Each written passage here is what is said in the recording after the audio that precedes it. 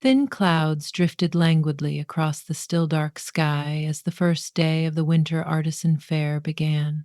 Stalls lined the edges of the snow-dusted town plaza, each vendor slowly setting up their wares under twinkling strings of festive lights. Lucy, in her thick knitted hat and puffy jacket, carefully arranged a display of her handmade scarves across a wooden rack. Though the snowfall had stopped overnight, the lingering cold was fierce enough to make every breath appear in the air as white plumes of steam. She bent down to confirm that each scarf was neatly folded, its texture clearly visible to passers-by. Outside Lucy's stall, large snowflakes began to fall again, drifting like tiny feathers onto the pavement. Children in colorful coats rushed by, squealing and playing while their parents suppressed shivers and tugged them closer. The fair was still an hour from its official opening, and many vendors were sipping hot tea or coffee from thermoses to fend off the early morning chill. Lucy glanced around and saw that some of her neighbors were also setting up wooden toys, intricate pottery, jars of homemade jam. It was exactly the kind of quaint winter fair Lucy loved, somewhere between cozy tradition and open-hearted celebration. As Lucy tugged her knitted gloves back into place, she caught a distant sound, faint guitar chords echoing along the empty sidewalks. It was gentle at first, then became a bit louder, a bit more confident. Curious, she straightened herself and peeked past her display to see who might be making music before dawn. At a corner opposite the fair's main entrance, a lanky figure hunched over a guitar case. His nose and cheeks were pink from the cold, but his fingers moved gracefully across the instrument's strings. Even from a distance, Lucy felt the tune's warmth. It was the kind of melody that made one think of crackling fires and soft blankets. 10 minutes later, just when Lucy was about to pour herself some tea from a thermos, the musician ventured into the center of the plaza. He passed by each stall, nodding politely to every vendor who acknowledged him. Finally, he came to a stop near Lucy's stall, strumming softly as he looked at the array of scarves with bright interest. The man's brown eyes were flecked with gold, and his smile was both shy and sincere. He wore a patched jacket and fingerless gloves that did little to protect him from the biting wind. His music fizzled out as their gazes met. She noticed how he stood there with an air of quiet longing, as though the scarves were a promise of protection he couldn't quite permit himself to accept. Lucy cleared her throat and tossed him a friendly wave, then nodded toward the guitar he held. "That's a beautiful tune," she said. "I heard you from across the plaza." The man gently strummed a few chords, almost experimentally. "Thank you," he replied, his voice low and warm. "I'm Adrian.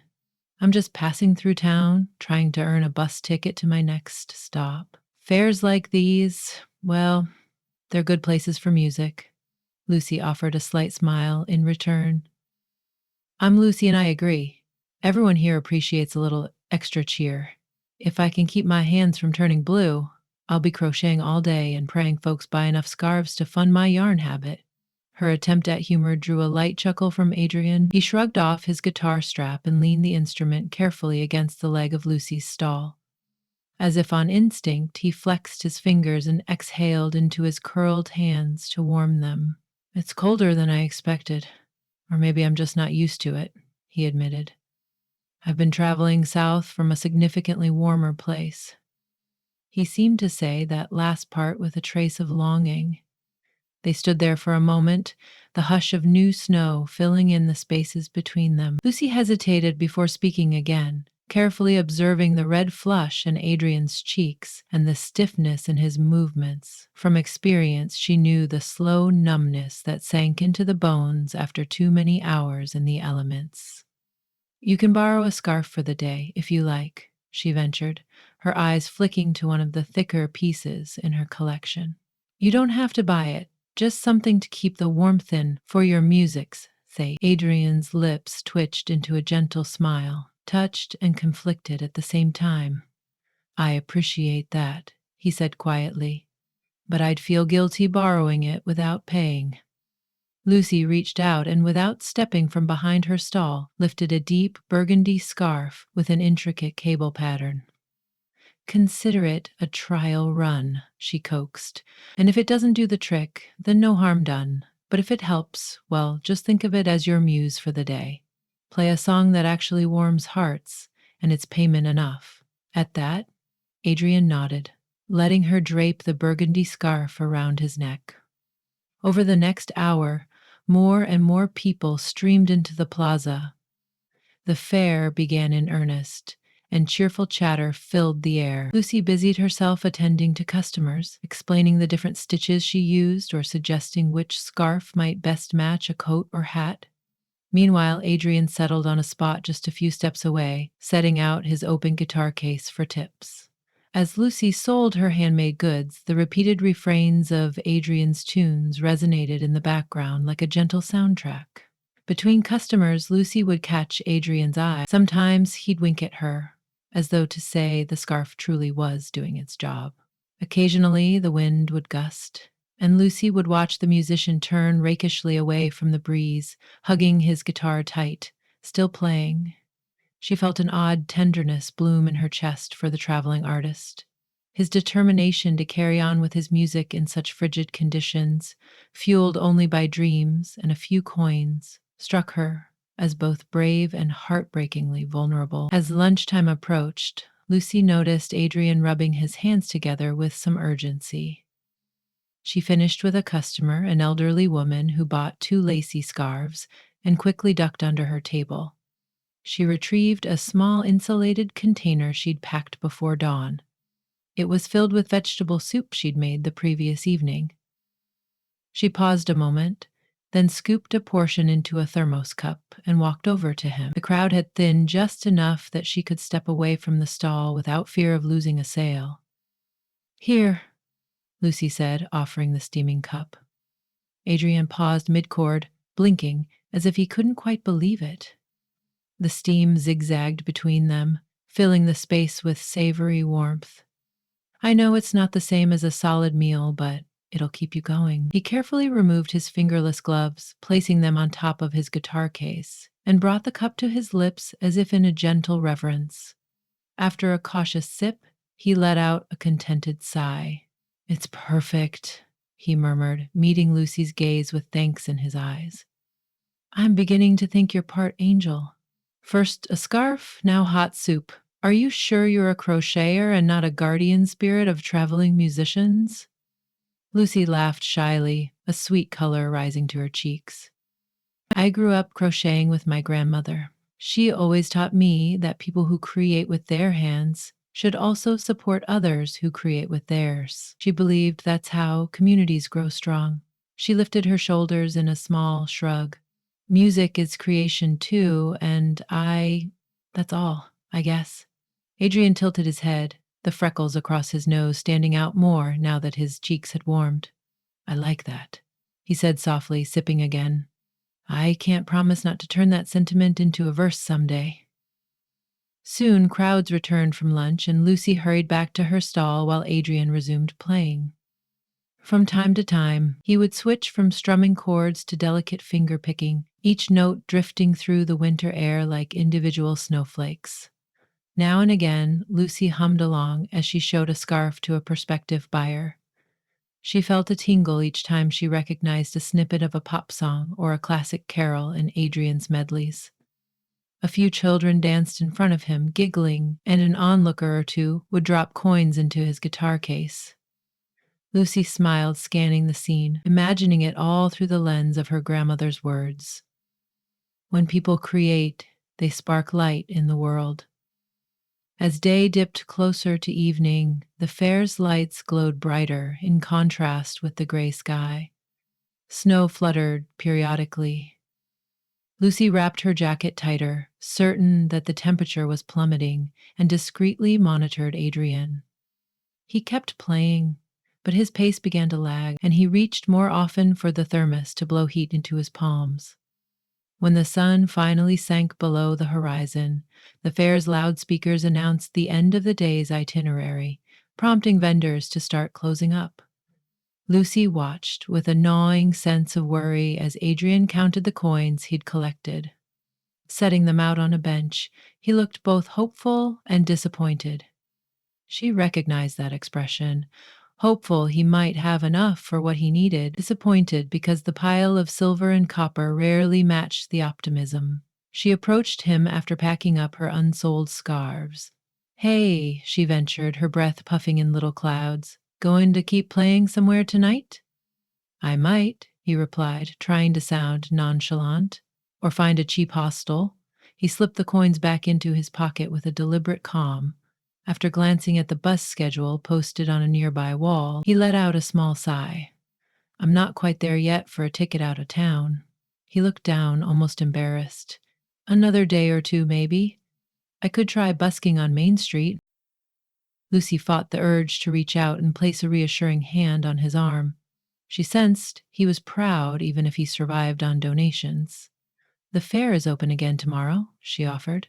I could ask around, see if any of the other vendors have an extra cot or couch you can crash on. When he looked up, she quickly added, or, well, I know a neighbor near here who sometimes rents out a room cheap to travelers. Let me check. Adrian's eyes lit up momentarily. That would be great, he admitted, relief creeping into his gracefully hoarse voice. I'm trying to finish this leg of my journey before the real storms set in. But if I can't manage tonight, I'll figure it out. Lucy summoned courage enough to set a gloved hand gently against Adrian's forearm. Wait here for just a few minutes, she said, then hurried off to speak with a friend of hers, another vendor who sold knitted mittens near the fair's center. After a quick conversation, Lucy learned that her friend's aunt had a spare room in a little boarding house just off the main street. The price was fair. Lucy had stayed there before in past years when storms stranded her in town. She returned to Adrian to pass along the good news. It's only a few blocks away, she explained as they walked from the plaza, the night wind whistling at their backs. They'll have a room with a small heater, at least. You can keep your scarf, she added, spotting how the burgundy yarn looked snug against his neck.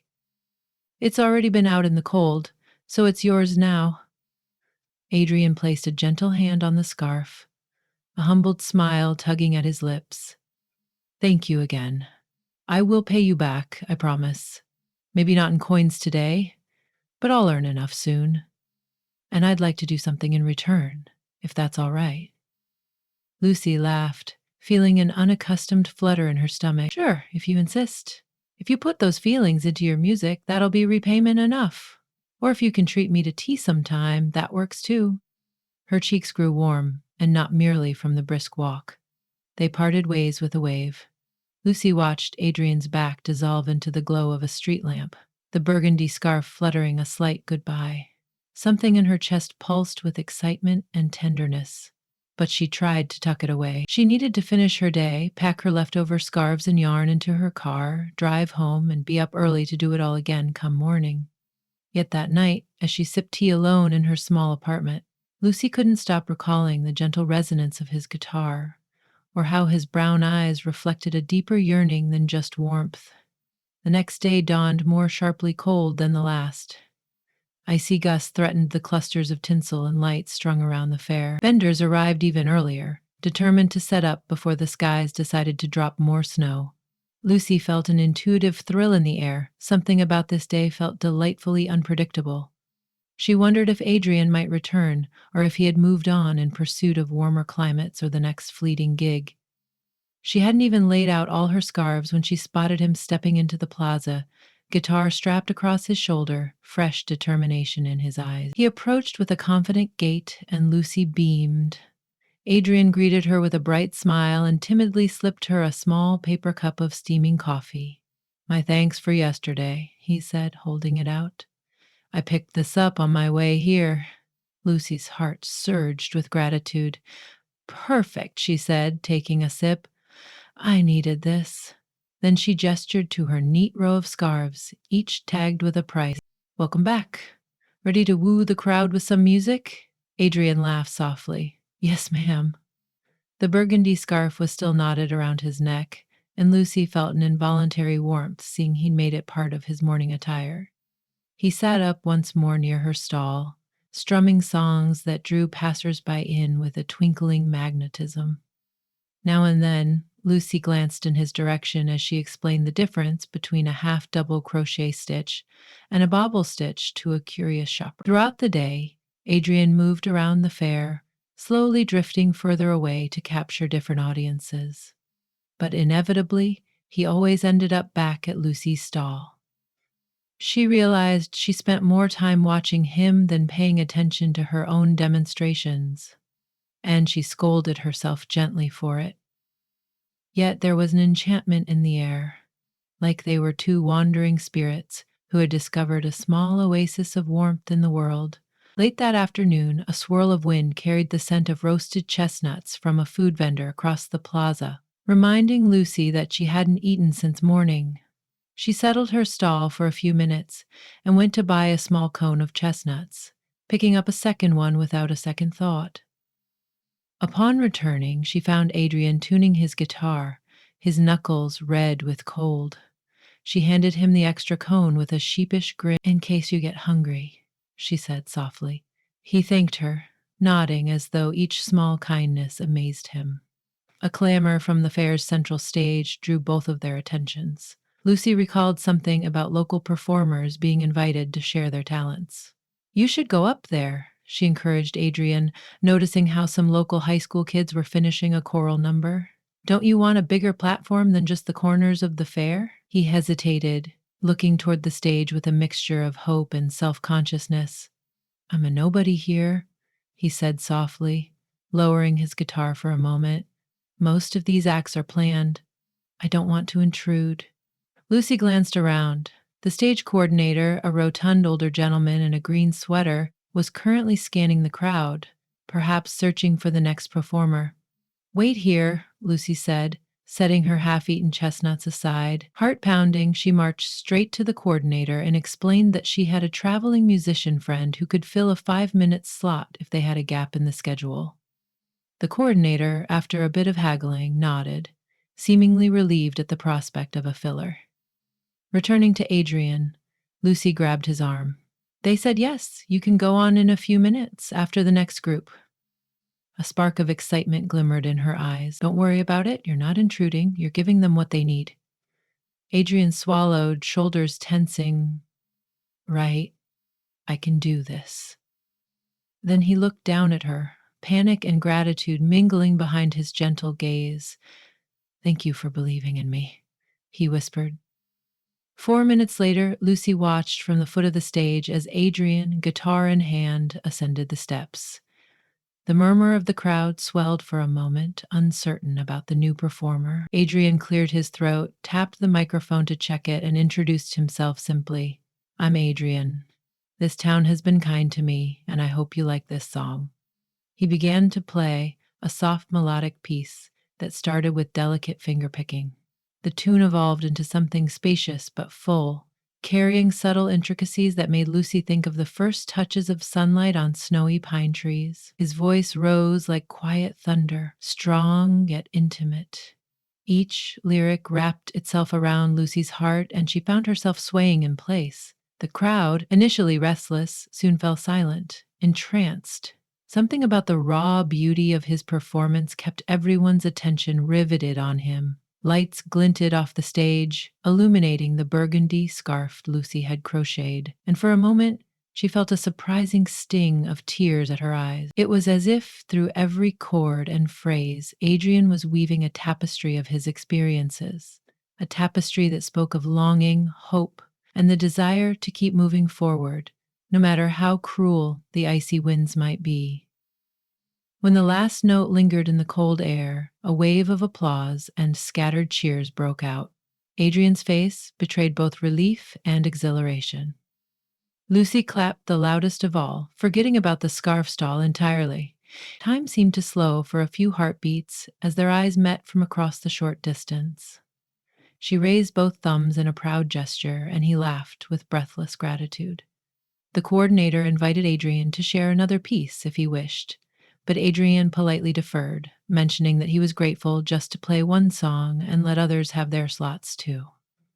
As he descended from the stage, Lucy rushed forward, stepping through the swirl of people who clamored to compliment him. She waited patiently by the edge of the small crowd, her heart pounding with an unfamiliar exhilaration.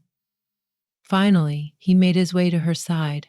Breathless, Lucy said, "You were incredible." She felt no need to moderate her enthusiasm. "I'm so glad the crowd got to hear that. You have a real gift." Adrian's cheeks seemed even more flushed than usual. "Thank you," he said, voice unsteady with adrenaline. "I've performed in a lot of places, but that might be the most memorable. Feeling like someone in the audience believes in you can change how the music comes out." Lucy's heart fluttered at the quiet sincerity in his words. "Maybe it's the scarf," she teased, tugging lightly at the fringes of burgundy yarn dangling from his neck. "Seems like it gave you good luck." Adrian laughed softly, setting his guitar case down. "I think it might have. Or maybe the crocheter behind it gave me the confidence I needed." The people around them gradually dispersed, the evening's next act claiming the stage. Lucy realized she would need to close down soon and start packing. She hesitated, uncertain how to suggest spending more time with him. Before she could find the right words, Adrian cleared his throat. "Lucy, I don't know how long I'll remain on this road," he began, eyes flicking for a moment to the ground. "Sometimes I think the cold is telling me I need to head somewhere else, find a more permanent gig. But before I do, I'm wondering if you'd be willing to meet up for a late dinner tonight. Maybe talk about crocheting or music or life." His earnestness washed over her like a wave of golden warmth. Inside, she felt a mixture of excited nerves and a gentle relief that she wasn't alone in wanting to extend this connection. "I'd love that," she said, breathing the words as if they were the simplest truth. "There's a small diner on Maple Street that I like. They serve hot cocoa with extra whipped cream, if that appeals to you." He grinned, bending slightly under the weight of his guitar. "That sounds perfect. I'll finish playing a bit more, then I'll meet you at your stall when everything wraps up." She nodded, and they parted ways. Lucy spent the final hour of the fair in a hazy sort of joy. Her interactions with customers were laced with a newfound brightness, and though her hands busied themselves collecting receipts and handing scarves to last-minute buyers, her mind whirled with thoughts of Adrian, his music, his gentle compassion, the way that a single performance on a small stage could hold an entire audience captive. Later that night, after the fair closed, Lucy found herself walking alongside Adrian down Maple Street, their footsteps crunching over compacted snow. Warm light spilled from the windows of the diner ahead, competing with the moon's silver glow. They stepped inside, grateful for the sudden heat, and slid into a booth across from each other. Adrian removed his burgundy scarf, draping it over the back of his seat, and shook the snow from his jacket. Lucy did the same, finding comfort in the contrast between the frosted windows and the toasty interior. They chatted about small details first, the best remedies for cold fingers, the surprising foot traffic at the fair, the funny incidents Lucy had seen between children and vendors. Adrian admitted that he used to write songs about every new town he visited, but traveling for so long without a steady income made him lose some of that spark. "Your scarf." It was like a reminder, he said quietly, fingers tracing the rim of his cocoa mug, that there are kind people and simple humans who appreciate the work that goes into creation. It's not about the money, necessarily, but about giving shape to the intangible. That's what crocheting and music both do, in their own way. Lucy gulped, feeling her heart twist.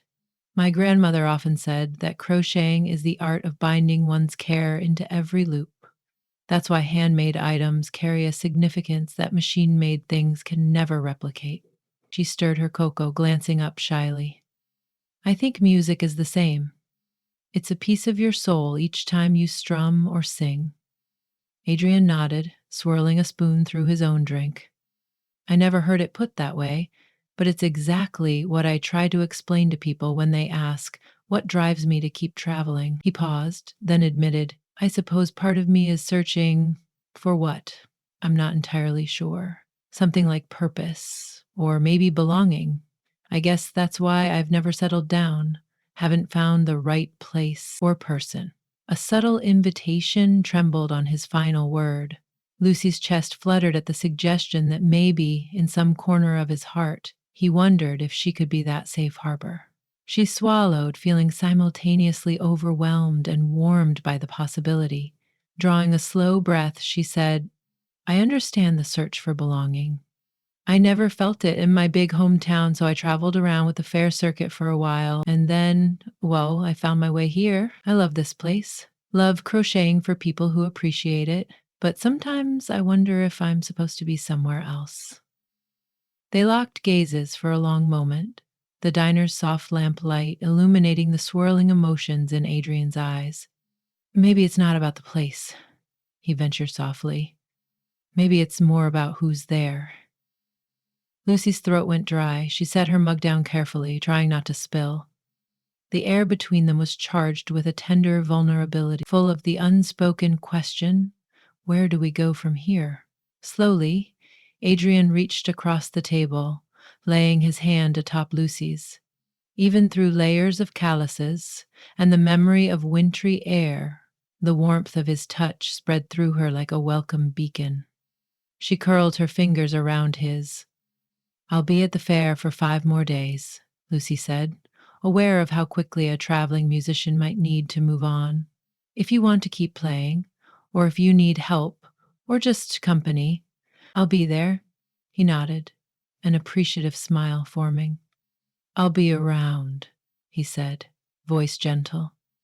I still need that ticket, but I'm not in such a rush anymore. I think I'd like to stay a while. They lingered in the diner till closing, talking about everything and nothing. Favorite stitches, unusual chord progressions, traveling mishaps, Lucy's grandmother's stories, the complexities of living from tips and arts and crafts. They laughed and joked like old friends, their conversations weaving an invisible pattern of trust. Outside, the snow continued to fall, but neither minded. When they finally headed out, Adrian insisted on walking Lucy to her car. Under the flickering glow of a street lamp, with a hush of snow surrounding them, they paused by her car door. Their breaths hung visibly in the cold. The moment felt suspended, pregnant with possibility. Adrian softly placed his hands on Lucy's shoulders, his eyes expressive and intent. Thank you, he murmured, for seeing me, for believing in me enough to help me take that stage, and for the scarf, which, his smile broadened as a swirl of wind made the scarf's fringe dance. I'm proud to wear. I'll think of you every time I put it on. Lucy's cheeks glowed from more than just the cold. I was happy too, she whispered. Something about this moment made her pulse hammer. She inhaled as if gathering courage, and then, on an impulse fueled by the swirl of emotions within her, she rose on tiptoe and brushed a gentle kiss against his cheek. It was a fleeting, tender gesture, as soft and delicate as a single stitch being placed in a crocheted project. She felt him exhale in quiet surprise, and his hands tightened lightly on her shoulders. Neither spoke immediately. The silence held its own poetry. Finally, Adrian broke into a vehemently grateful smile, and Lucy's heart soared at the unspoken understanding between them. They parted with promises to see each other at tomorrow's fair, a new kind of hopefulness thrumming between them. On the drive home, Lucy had to remind herself to keep her eyes on the road, a gentle sense of joy surfacing every time she replayed the events of the evening. She still wasn't sure what next week or next month would bring. Adrian was a traveler, after all, guided by music and the unpredictability of life. But for now, they had found a shared melody, a harmony rising from the simplest of human kindnesses. An offered scarf, a cup of soup, a belief in someone's talent, an open heart across a small table in a cozy diner. Lucy remembered her grandmother's words from long ago. The strong, flexible thread that joins each stitch in a project is like the depth of feeling that can link two people when both open themselves to possibility. It seemed to Lucy that, in that icy winter fair, they had begun crocheting a story of their own. one held together by the subtle strings of music, yarn, and an affection blossoming in the cold. And perhaps, in each day that followed, they would continue weaving that pattern, one loop of hope at a time.